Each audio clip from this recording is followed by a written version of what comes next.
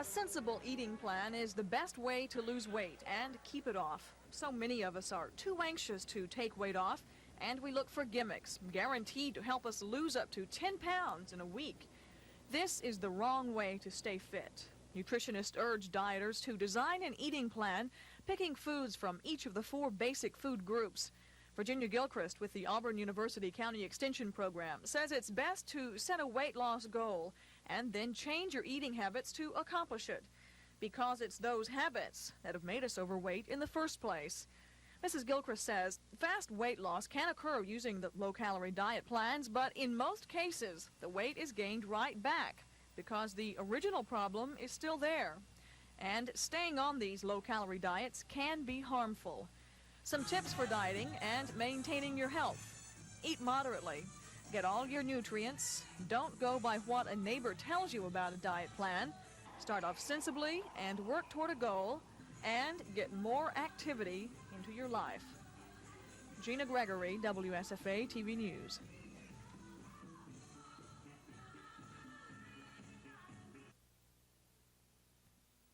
To qualify for special treatment is a dubious honor for Elmore County. According to state industrial relations officials, Elmore is being singled out because it suffers from a sudden and abrupt rise in unemployment. Elmore County started 1982 with an unemployment rate of 11.7%. By June, halfway through the year, unemployment had shot up to 17.1%. Since then, the jobless rate has been falling, but it's still high, 12.5% in September, the last month for which figures are available. Elmore County doesn't have a substantial industrial base, so when a plant like Mount Vernon Mills on the Elmore-Tallapoosa County line closes part of its operations, it hurts. Could extra government contracts bring jobs back to Mount Vernon Mills? The plant's general manager says maybe. Charles Garnett says 10% of Mount Vernon's business last month came from federal contracts on fabric for military equipment, so the contracts are helping the mill survive. But then the manager for another major Elmore County employer, Dan River Textile, says his plant doesn't bid on federal contracts at all.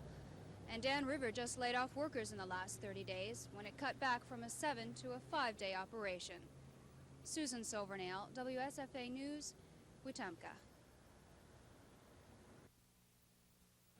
Very strong, very physical team. Have 4 players, 6'9" or better, 172, and they're fortunate enough to beat the Russian team last year. So it's going to be one of the strongest foreign teams we've ever had in here to play, and it's going to be our toughest opener in a number of years. We've been bringing in some teams that we could look good and play a lot of people against, and we won't be able to do this and win this ball game. We'll have a difficult time winning it. Based on last Friday night's attendance, there's a good possibility there will be more Enterprise supporters in the Crampton Bowl stands than those who cheer for the home team Jeff Davis Vols tomorrow night. Jeff Davis, despite its great winning tradition and top ranking for most of the season, has had trouble at the gate. No one seems to know what has caused football fan apathy in Montgomery, and it's not our purpose to point a finger tonight. We would simply like to appeal to Montgomery fans to come out and support the home team tomorrow night. There's little doubt you will see the 2 best high school football teams in the state on the field at the same time. Kickoff is 7:30. We feel that by law, the welcome centers are supposed to be under the Bureau of Publicity and Information, and their transfer to the Highway Department is illegal and is not right, so that is why we bring that action. Why do you believe the transfer was made? Well, we think that obviously it has to do with some funds problems and what have you, but in the process, employees are going to be adversely affected by demotions or transfers involving long distances, and we feel it should just be enjoined and looked at before this is done.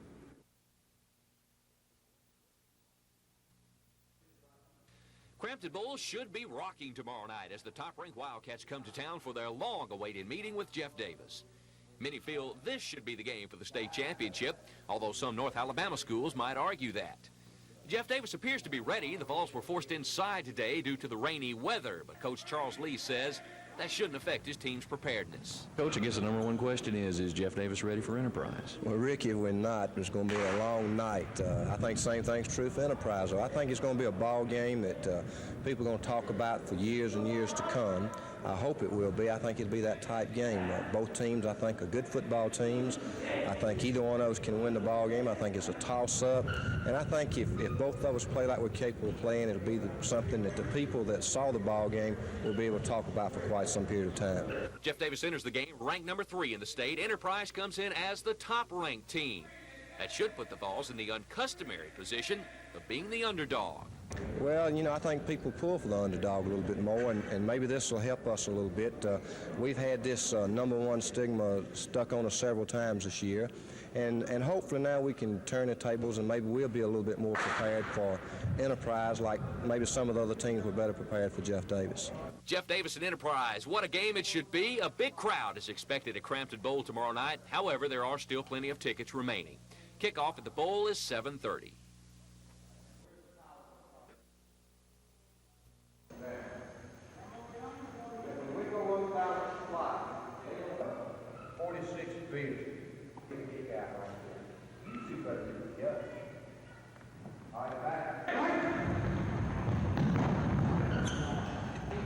Well, I think that they're the best football team that we've played. Up until this time, I thought probably Lanier was, but Enterprise has beaten Lanier, so obviously they must be a better football team. I still think they're the team to beat. They've got momentum going. They've moved to the top of us as far as the rankings are concerned, and I think they've been playing better in the last month than Jeff Davis has. I think they have a lot of depth, but I think Jeff Davis is going to represent himself well. What does Jeff Davis got to do to beat Enterprise? Rick, I don't think that Jeff Davis or Enterprise, either one, can afford to make any mistakes. I think if we get any major penalties, I think if we turn the ball over with interceptions or fumbles, that both of us have a good enough football team that we could put a pretty good whipping on the other guy. I don't look for that type of ball game. I expect two good football teams, a very aggressive, hard-hitting ball game, and hopefully I don't think either one of us will make a lot of mistakes.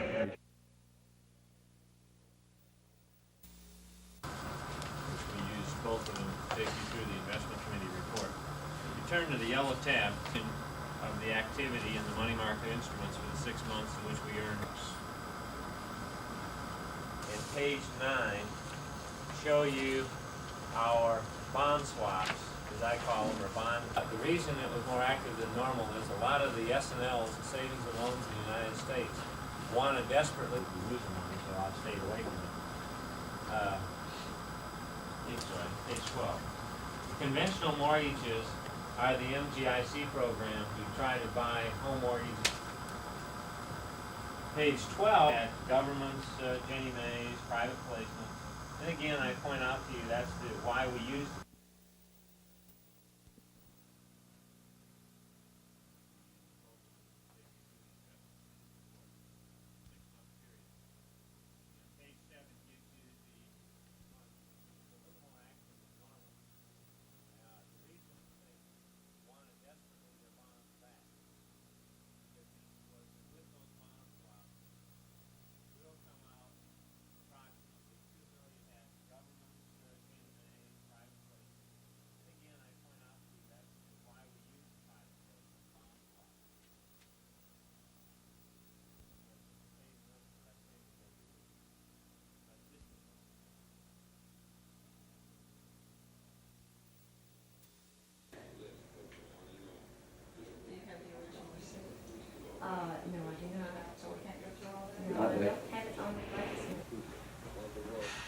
There's the receipt on the typewriter. Take the receipt on the typewriter. Aspects of it won't.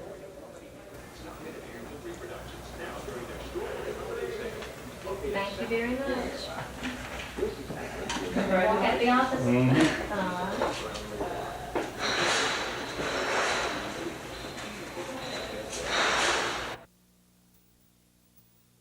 We talked with Colonel Floyd Mann this afternoon, and he informed us that he is going to notify the Enforcement Division of the ABC Board to take action to notify the licensees that are affected of what the effect of the court decision is, so that he was not able to tell us how quick he would be able to do that, but that he does plan to notify each licensee that will be affected. Bad economic times has finally gotten to government.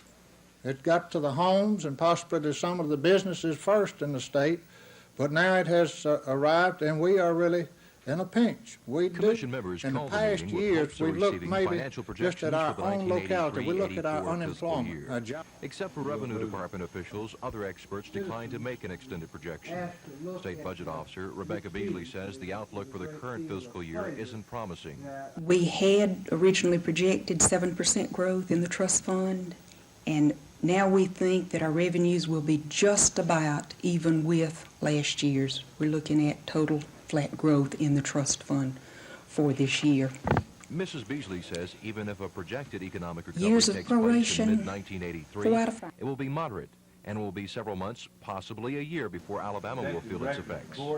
Chief of Research for the State Revenue Department, Louis Easterly, also told the group the Education Trust Fund is in a no-growth situation. Based on the best figures we have. Expect, at best, a modest And by the way, increase in let me revenues for the next digress just a fiscal year moment. We if an forecast economic in recovery dollars. materializes. Some people The Education Trust Fund has been in proration for 4 of the last 5 years, and according to the experts, there's no economic windfall in sight to offset the past cutbacks caused by proration.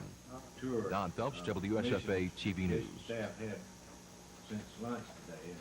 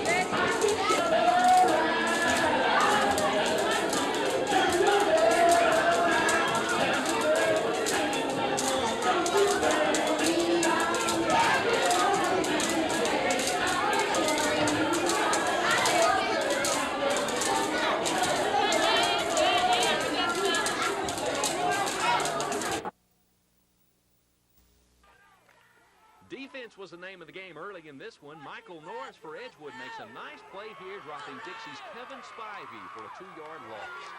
Edgewood finally got their offense going late in the second quarter. Todd Pelham gets the pitch here. He breaks loose down the sidelines, and when he finally run out of bounds, it's deep in Dixie territory at the 16-yard line. Third down now, 17 seconds left in the half. Pelham looks to the end zone, but his pass is tipped away by the Rebels' Jeff Meadows. Nice play. That brings up fourth down. On comes Billy Henderson to attempt this 30-yard field goal. It clears the uprights. And at halftime, the Wildcats had the lead 3-0. The third quarter was scoreless, but Dixie drove for the winning score early in the fourth. 7-3, Dixie Academy beats Edgewood for the 1A private school championship. Rick Pons, WSFA TV Sports.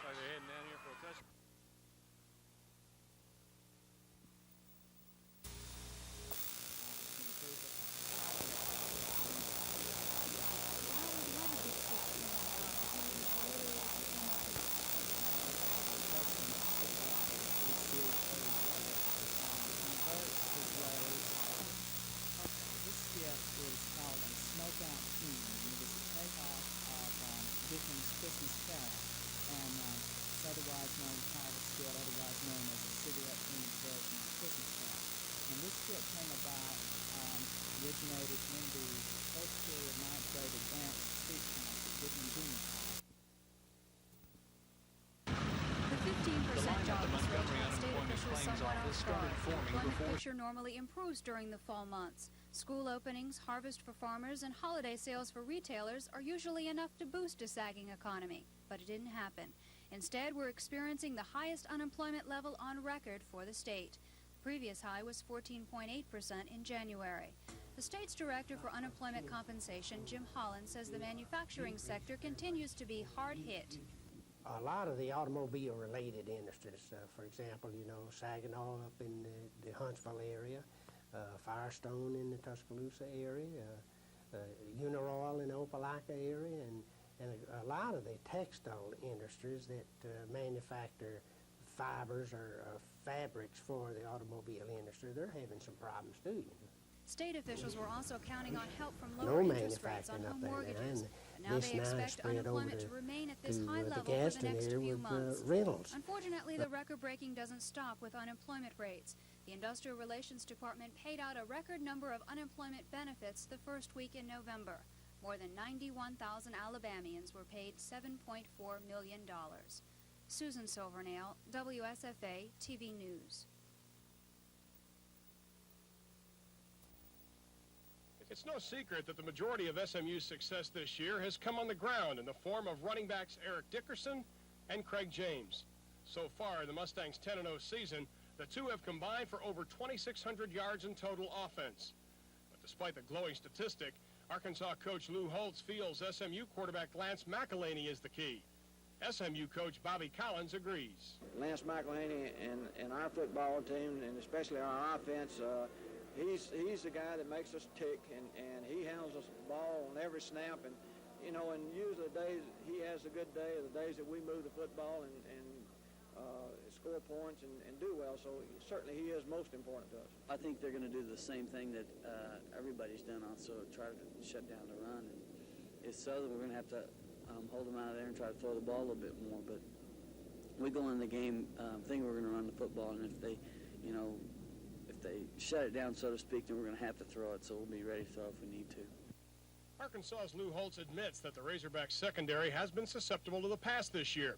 If that holds true Saturday, the SMU passing game with Lance McElhaney just may be enough to open up the Mustangs' two prize ponies, Dickerson and James.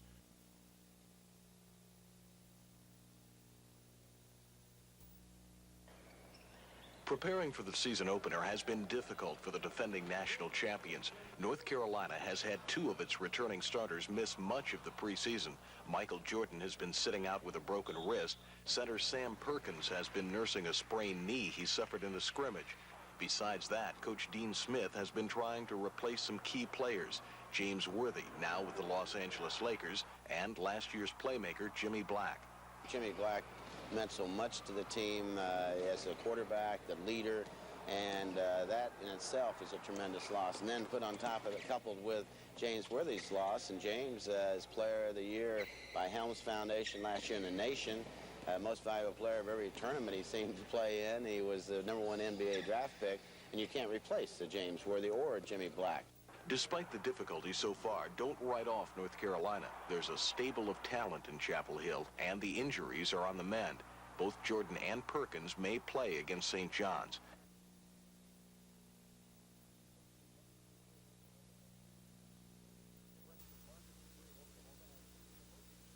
Freshman Marcus Dupree of Oklahoma has turned in the most exciting performances of any player in the country this season.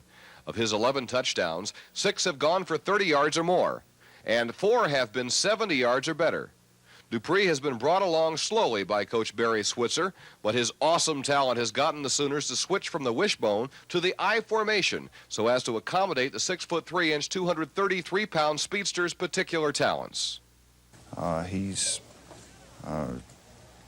come a long way in a short period of time, probably further than any freshman we've ever had. I think that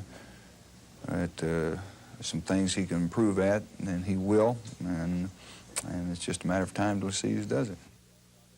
Oklahoma and Dupree will get the supreme test on November 26th when the Sooners play Nebraska for the Big 8 title and an automatic trip to the Orange Bowl. Jack Gregory, NBC News.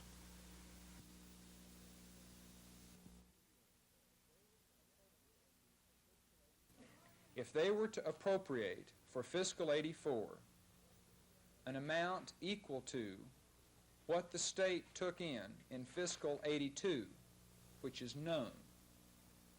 That amount is known. We know how much we took in 82. They would appropriate no more than that amount. The fund would not go into proration unless there was an absolute decline in receipts, which is very, very improbable. If there was an absolute decline in trust fund receipts, it wouldn't matter because we'd be all bankrupt. Okay?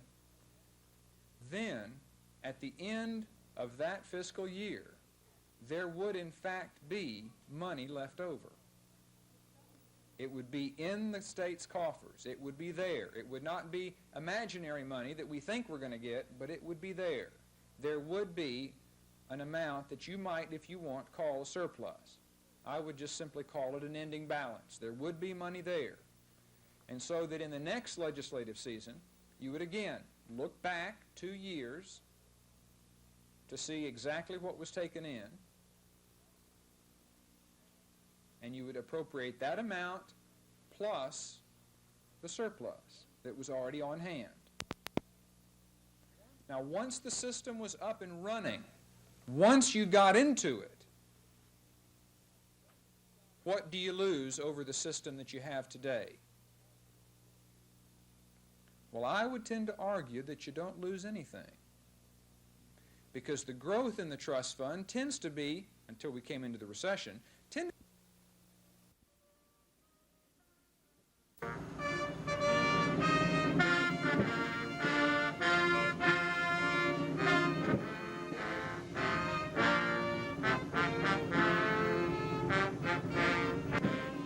pay a high price around this world for the freedom that we enjoy today. We have 22 military cemeteries overseas and 105 national cemeteries. This post and this dedication today represents that star-spangled banner over the land of the free and the home of the brave. As long as we've got people like you, and we do, thousands and thousands in service today, we will continue to be free. Freedom becomes decadent.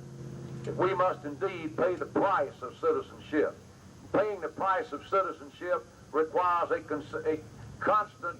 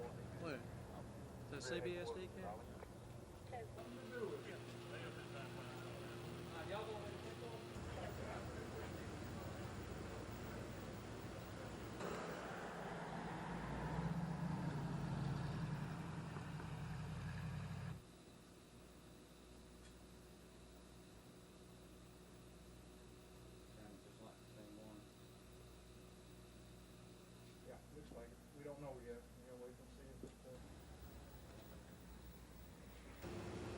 Won't be Ralph now.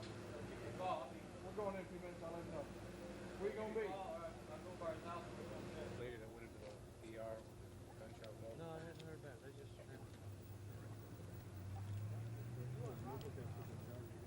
You were there last night. All in radio listening to what we look like. Yeah. This is Jim Jackson. The Jim Jackson. The evaluation of Dr. Randolph's performance has been underway all week. The evaluation committee worked well past midnight last night before coming up with a recommendation.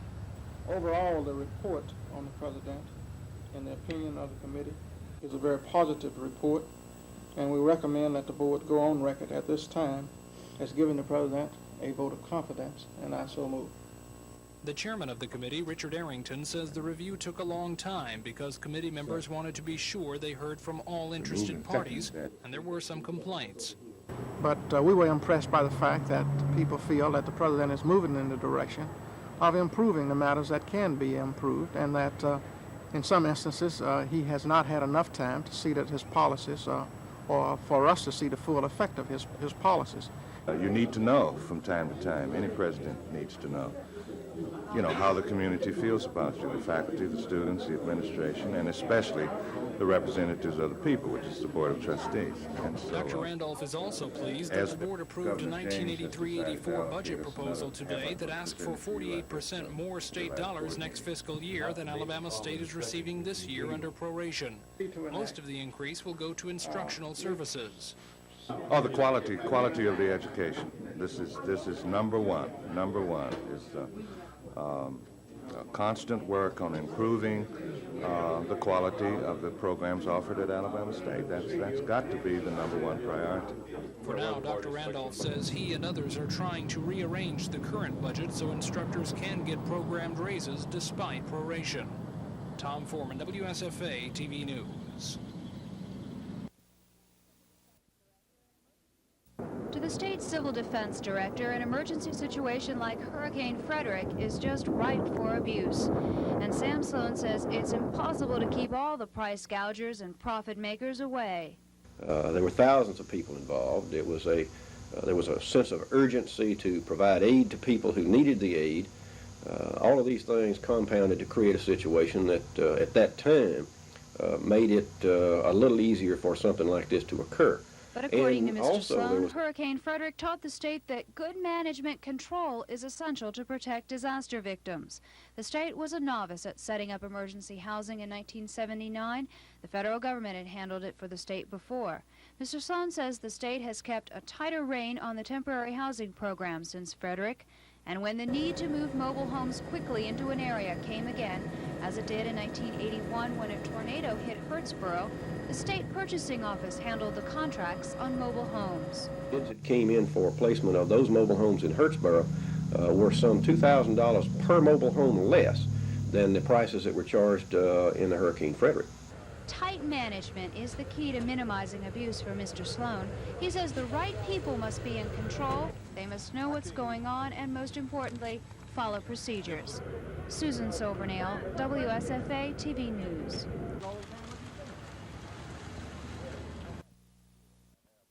We're extremely happy and thrilled to have Auburn University, such a great institution, and its fine football team, its coach, and its staff, to be the host club at our annual Football Tangerine Classic, December the 18th in Orlando, Florida. I want to assure you, you can be guaranteed a week of fun in the sun. With all the worlds there, we believe and we know that we have the most exciting place, not only in this country, but in the world. So you mix that with a little touch of Southern hospitality, and you are in for a great time. And we want to assure you that. Now, for this occasion, Dr. Funderburk, would you please come up? At the memento of this occasion, we want to give you this football with the Tangerine Bowl, the date, and the teams on it.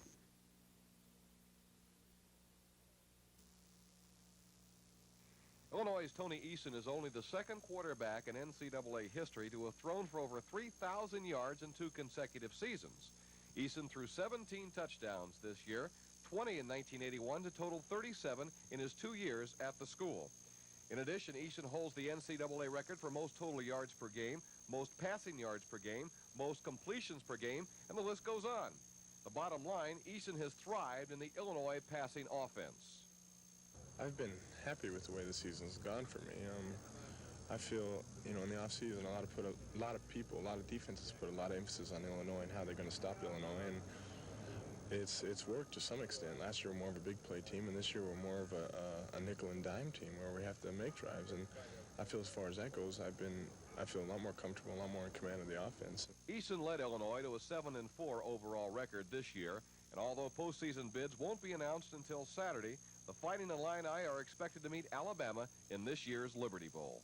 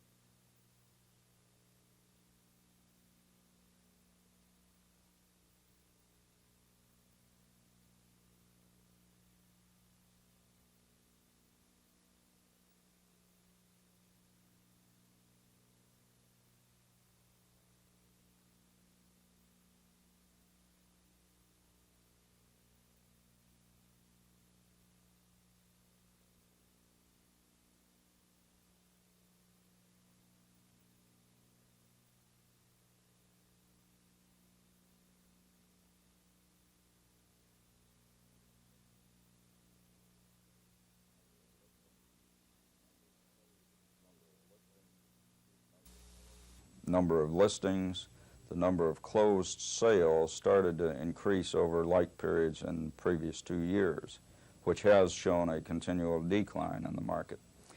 The last month tends to confirm that we've turned the corner on the housing depression here in this area, and that things are looking up. Barsom says last month's sales are equal to the 1981 figures, although the dollar amount is higher this year because of appreciation in the housing market. Spurred by lower interest rates, Mr. Barsom expects increased sales to continue for a while, but couldn't say how long. As the interest rate comes down and more people are qualified for a loan, of course the demand for housing is going to increase. More people will be, as they are now, out looking and buying homes. Presently it's a buyer's market, if you will, in that there's such a good selection of houses available to choose from. But Mr. Barsom adds it could very easily turn into a seller's market because there's a lot of pent-up demand, people who want to buy but haven't started looking for housing. The question many prospective homeowners are asking right now is if they should buy now or wait until interest rates go down further. Barsom says now's the best time because homes are appreciating in price faster than interest rates are going down. You're running a risk that the interest rate will continue to decline. We've seen that despite the depression in the housing market, the value has continued to increase. As I said, it's gone up about 5% this past year. So if you're waiting for the interest rates to come down even more, let's say you wait until they come down to 7%, which is a 5% decline in interest rates, as compared to the valuation of the house going up by 5%, you would, if all these things happen, reach a break-even point. Just how far the housing industry will be able to bounce back in the Montgomery area is anybody's guess. But Barsom feels certain trends established during the downturn in the economy, such as creative financing and a decrease in the size of homes and lots, will stay with the housing market in the future.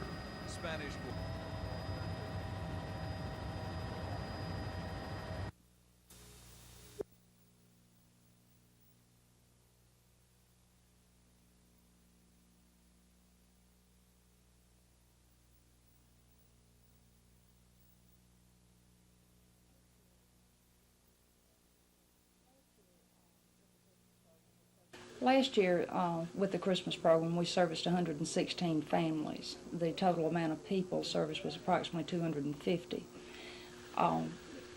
We feel like that every child should have some type Christmas, and we try to assist the parents that are unable to provide this for their children. This year we'll service somewhere in the same area as far as the number of families. What are you looking for right now? What kind of help do you need?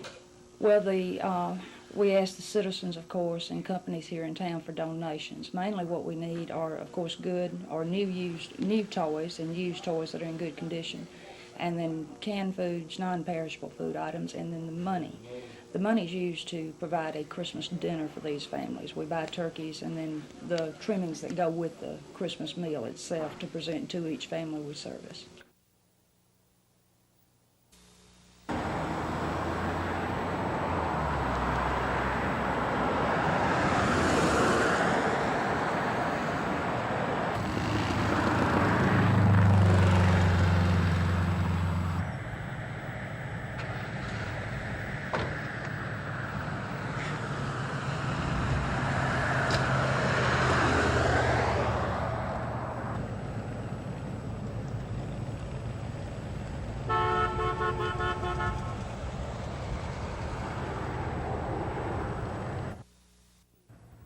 E.O. Williams has been flying since 1941. Today at 76, Mr. Williams' hobby has earned him the distinction of being Alabama's oldest active pilot. I wanted to fly. I wanted to fly myself. I wanted to own an airplane. I didn't want to rent one or fly with someone else. I wanted to own an airplane. And he's owned a number of airplanes, 17 to be exact. Mr. Williams has logged more than 4,000 hours in small aircraft, and like many pilots, has his own stories of close calls, but nothing, he says, too serious. Mr. Williams says in the early days, getting lost during a storm was a problem, but no more. They've made a lot of advancement with instruments and so forth that a fellow that knows how to fly and really is taught to fly, it's almost impossible for him to get lost these days. In this part of the country anyway, because they have these ominous stations, radar setups so often the fellow just almost can't get lost. Mr. Williams says his wife, children, and 13 grandchildren have all flown with him, and he hopes to continue flying and being Alabama's oldest flyer for a long time. For as we know and history is concerned, why, I am the oldest. Emery Stapleton, WSFA TV News. Normally, Sunday is the Rusk Club and Package Store's busiest day, but the manager says the ban on takeout liquor will change that. What's happening? The state Supreme Court says that no one can sell to go on Sundays now. Steve Christopher says his place makes more money on Sundays than the rest of the week combined. And as a small businessman in hard times, he figures he needs all the help he can get. Really, all the state's done throughout the state now, they're going to have some more people in the unemployment line, and some businesses are going to have to fold because of this. Christopher doesn't like the way the state ABC board handled Friday's court ruling either. He says he was told late yesterday afternoon the ruling would be in effect today. We probably bought a couple of $1,000s more stock than what we needed if we were not going to be open on Sundays. And I think the least they could have done was let us remain open this Sunday and then prepare for not being open on Sundays next week. As Christopher turned customer after customer away, he talked about his displeasure with what he sees as state interference in his business. The two customers that did stay for a beer agreed. I don't see why Sunday's any different than any other day. But it's not going to stop anybody. It's just going to get them on the highway. They're going to be out driving and drinking instead of sitting at the house drinking. Christopher says the state can't really stop takeout liquor sales on Sunday. He says it will only drive customers back to the bootleggers. Susan Silvernail, WSFA TV News. No.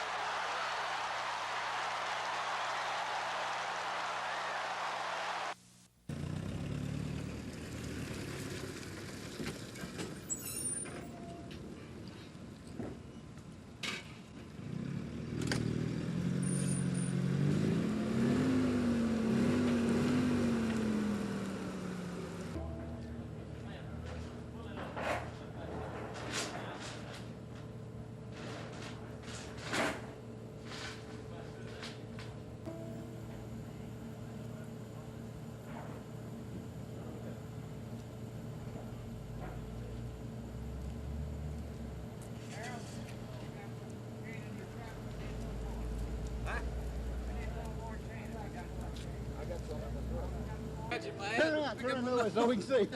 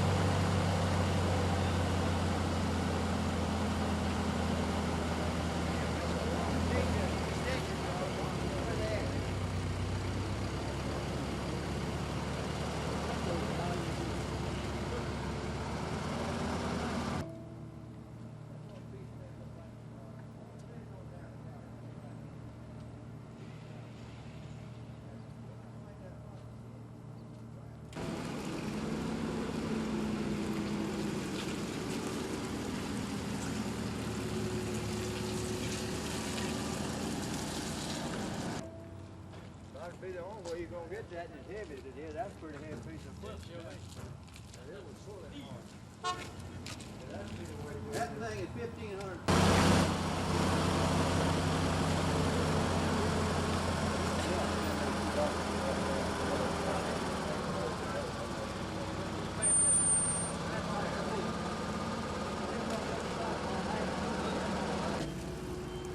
Let me tell you, Dave, right on your foot.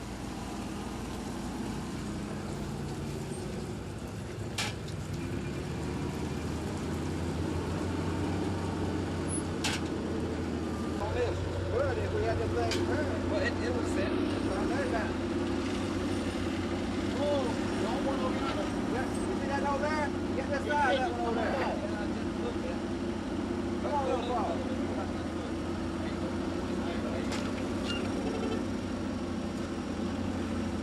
Right here's where the dish will be mounted. I'm gonna fix that. I thought the pictures I'd seen looked the other way around. Yeah, this is the top. This is where the dish fastened. And Oh, it that's is? the base. Ah, yes, sir.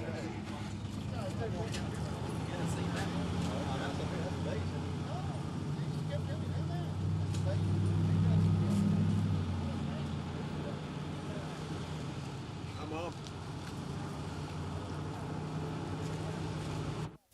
Parents and children who live together under the same roof. The American family is attaining fairness and goodwill, even in the heat of the battle. It also means not having to win the argument. A happy marriage allows for. We may not adequately appreciate that families become and remain strong when family members work at it. Strong families are those whose members help each other to cushion the stresses of modern living and who try to enhance the quality of family life. The week of November 21 through 27, in which Thanksgiving falls, has been proclaimed National Family Week. Mr. Greenhaw says the book has been well received in the 6 southern states he's just toured on a promotional trip, and adds he discovered many little-known facts about the GOP in the South during his research. I'm a Democrat. I always have been a Democrat. And I'm writing about Republicans, and I researched it all across the South. I talked to folks from all means of life in the Republican Party, to the leaders in Washington. Spent a lot of time there in the Library of Congress, and also talking with the people there and what it's all about. And this kind of growing strength from the very grassroots up, and that's what makes it different now, Republicans in the South. Wayne Greenhaw is now working on his 5th book and a long magazine piece on Alabama Governor-elect George Wallace. This is Norman Lumpkin, WSFA TV News Montgomery, reporting. Atlanta, the big city. The teacher retirement system gets its money to pay retirement benefits from teachers, the state, and profits from investing those dollars. Today, Retirement System Secretary-Treasurer David Bronner told the system's board that he expects the percentage of the state's contribution to be reduced for next year. The state is now paying 11.98% of payroll, but Dr. Bronner says that's expected to be cut to 11.4%. Dr. Bronner says the reduction is possible because during the last 6 months, the retirement system has had lucrative profits from investments, ranging near 14%. That doesn't mean it will cost the state less to fund its share of the state teacher retirement system. The 15% teacher pay raise and a separate cost of living increase for retired teachers more than offset the state contribution drop. Normally, for this year, the state funded $178 million. Next year, that's expected to rise to $195 million. Had investment profits not offset the state's contribution rate, next year's figure could have exceeded $200 million. But the reduction in the state's contribution rate isn't official yet. It must be recommended by the system's financial advisors and adopted by the system's board. Chris Grimshaw, WSFA TV News. The medicine alone. Mrs. McIntyre says she was a victim of a memo from Governor James, which set a mandatory retirement age of 70 for state employees. She says she didn't want to retire and fought it after the state Supreme Court in a June decision ruled that Governor James did not have the authority to set a retirement age. In that ruling, another state employee, Eulaine Hawkins, was ordered reinstated and granted back pay. The terms of that ruling also apply to Mrs. McIntyre, except it wasn't necessary to carry her case to the High Court. The attorney representing Mrs. McIntyre, Julian McPhillips, says Montgomery Circuit Court Judge Randall Thomas ordered that Mrs. McIntyre be reinstated to her position with the Department of Pensions and Security as a human service aide and ordered Governor James to pay more than $22,000 in back pay. Well, I think it's going to open much more than before the state government to employees 70 years old and older, and particularly to those who've suffered an adverse ruling when they tried in the past to apply for employment but were turned down because of Governor James' memorandum. Of course, Eileen Hawkins opened the way in the Supreme Court with a decision in her favor. Mrs. McIntyre says she plans to report for work tomorrow with a copy of the court's decision. I didn't draw my Social Security. I told them I was willing to give up my Social Security and work, because I'd rather work and to sit down and hand it out to me. I'd rather work for it. Mac Carmack, WSFA TV News.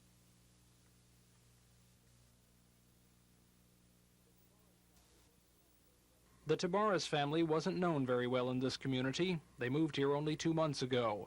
But today, neighbors were upset and concerned over what happened in the Tabaras house. Because the people here was always so close, you know. That just was close, and we just never expected anything like this.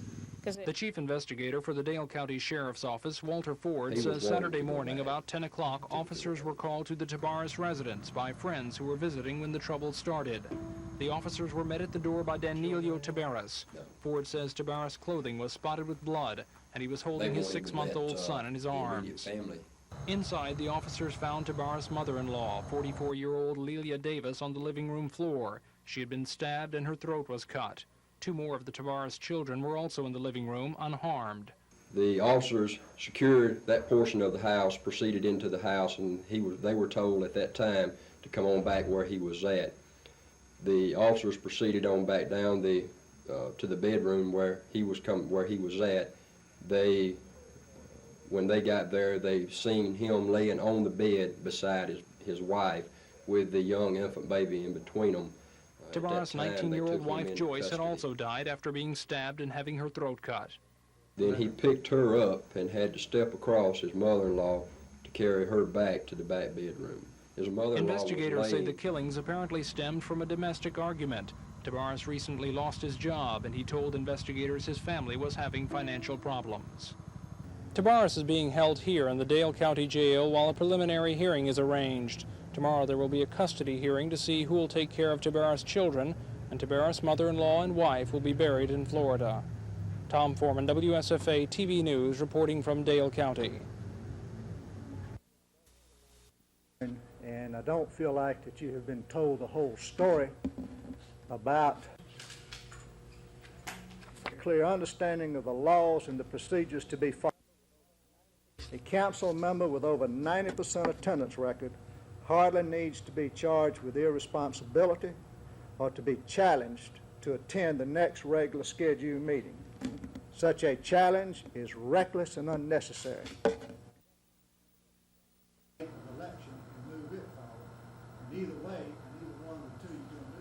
I believe my record speaks very clearly for itself that I am not come out with a clear understanding, then I think we have to go with the Attorney General's opinion.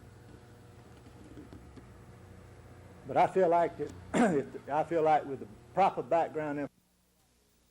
I've never been in a hospital in my life. So you haven't had any medical expenses while you've been going through this legal action? No, never been or go out to the people's houses and work 2 hours a day. How long have you been doing that one? Not only have I enjoyed it and got a lot of fun out of it, as you may have noted from the case I've handled, but it's also been pretty good financially.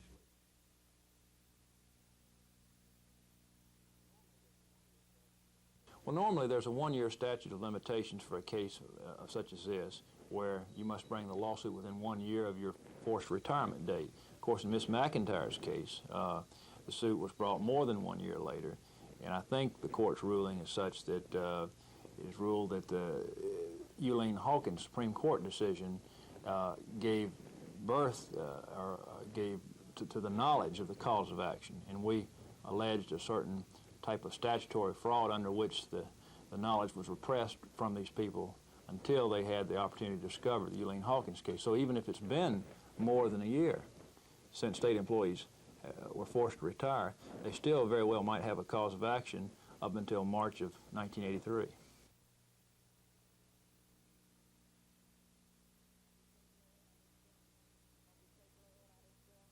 I'm gonna be so glad I just grab them all and hug them.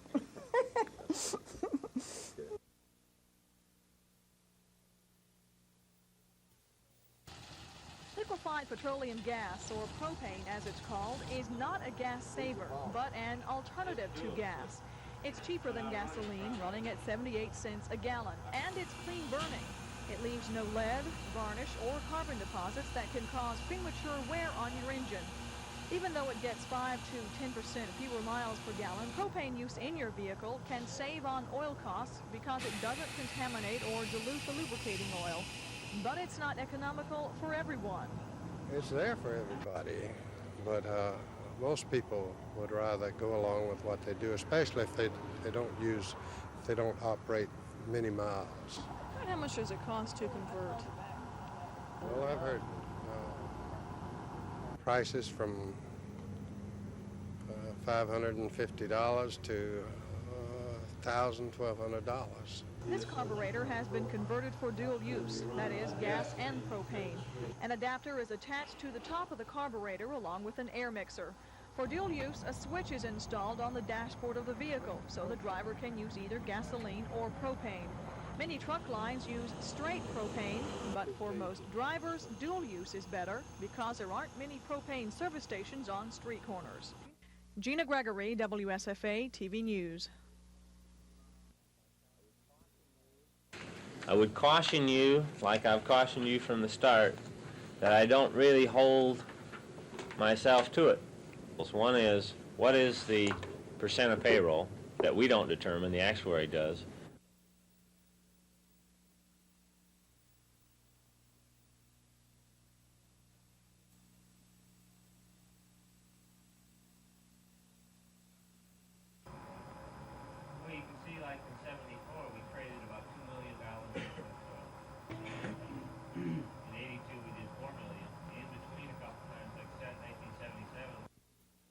Don't feel like that you have been told the whole story about the election of a representative for District 8. It would suit me just fine to hold that election today. However, I have had phone calls from several people who are interested in running for District 8.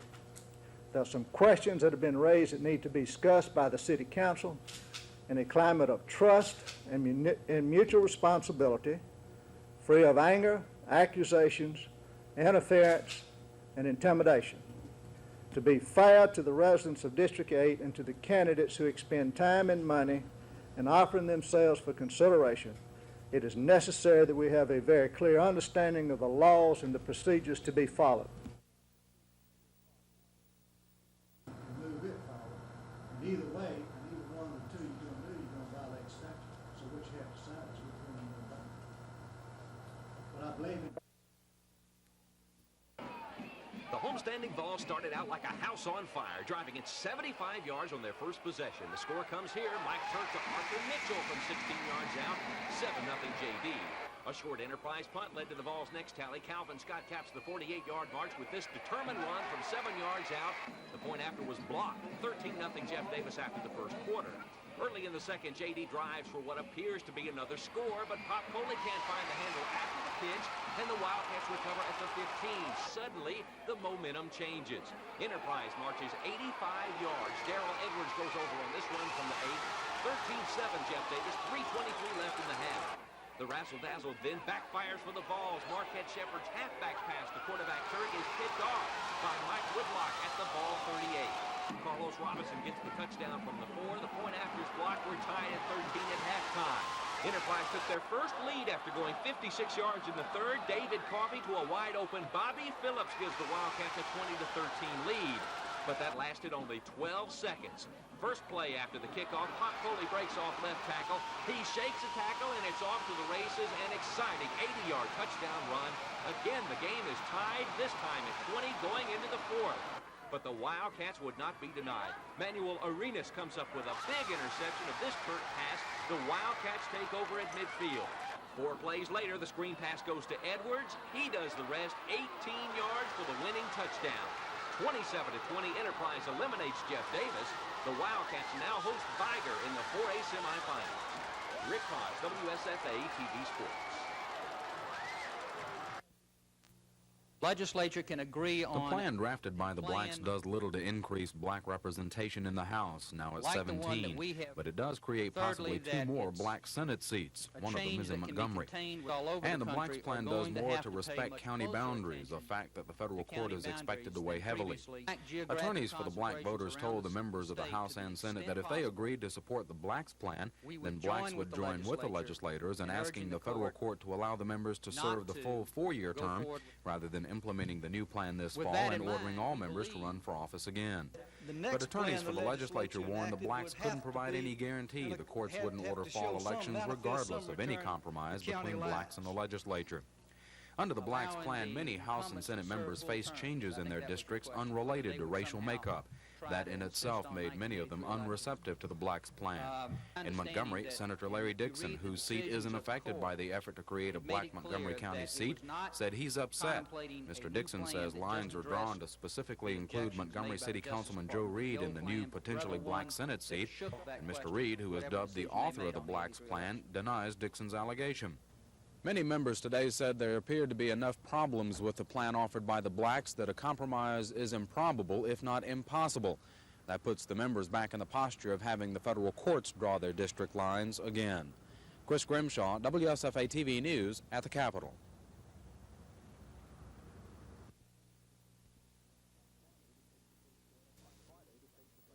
On Friday, the state Supreme Court upheld a ruling by Montgomery County Circuit Court Judge Joseph Phelps that said a state law prohibiting Sunday carryout sale of alcoholic beverages by private clubs is valid. The Alabama Alcoholic Beverage Control Board immediately began enforcement of the law, notifying club operators that they could no longer sell to go on Sunday. The private clubs had been selling to go on Sunday because Judge Phelps had delayed implementation of the law until the Supreme Court heard the case and ruled. Today, at the request of attorneys for the ABC Board, Judge Phelps lifted that stay and affirmed the ABC Board's decision to enforce the law immediately.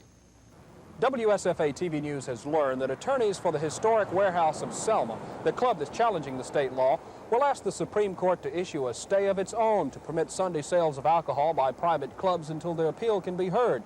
With state offices closed on Thursday and Friday for Thanksgiving, the state Supreme Court will have to move fast on the request for a stay. If not, drinkers will have to stock up on Saturday because they won't be able to buy booze to go on Sunday. Dennis Latham, WSFA TV News.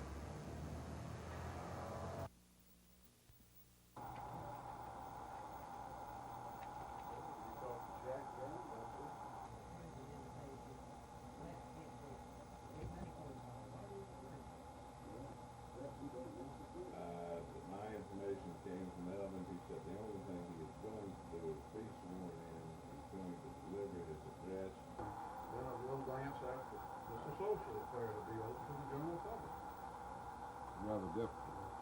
Well, why can't you put it to them this way, Jack? Tell them that some of the legislators have approached John on this subject, and they were going to have a program.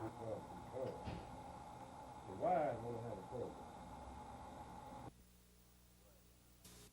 Way, and I'm not going to bore you. I know you want to catch the school buses. The mentally handicapped, the poor, the aged. Employees of the Elmore County Board of Education.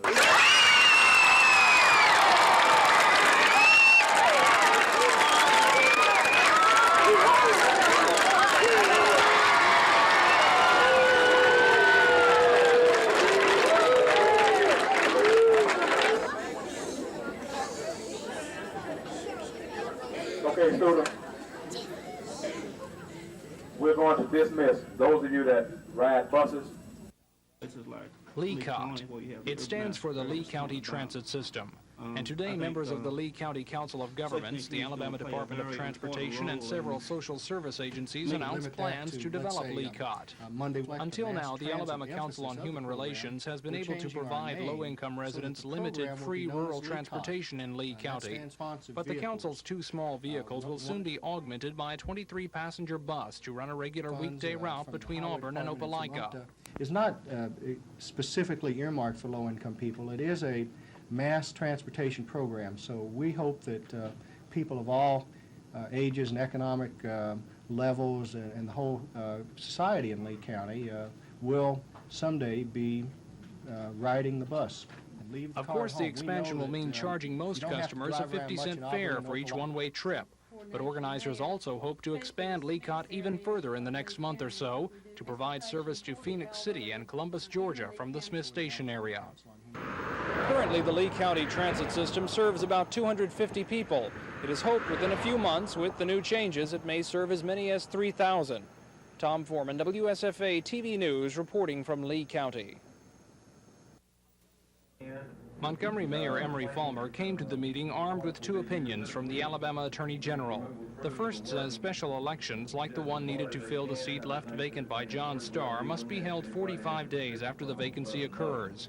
And the second opinion says the boundaries for the district are to be determined by last year's citywide redistricting plan, and not by the old District 8 lines. After hearing the opinions, the council voted unanimously for the December 14th election date. Then they split the vote, but passed an ordinance designating polling places for the election. Still, the meeting was not without some fireworks. A new ordinance to appoint election officers came up and appeared to be the start of a whole new dispute when Councilman Donald Watkins blocked council consideration of the matter. After some debate over an attempt by the mayor to call a special meeting to consider the matter, the council recessed. And when the council members came back, Mr. Watkins moved to reconsider the ordinance, and it passed by split vote. In other business, Councilman Mark Gilmore defended his absence from previous meetings to consider election questions, saying he was subpoenaed to federal court in a suit against the city. And Mayor Falmer offered a $2,500 reward for information leading to the conviction of anyone who may have been involved in starting a fire that destroyed much of a pre-Civil War mansion on Perry Street. The mayor said the money was put up by people concerned about historical preservation. Tom Foreman, WSFA TV.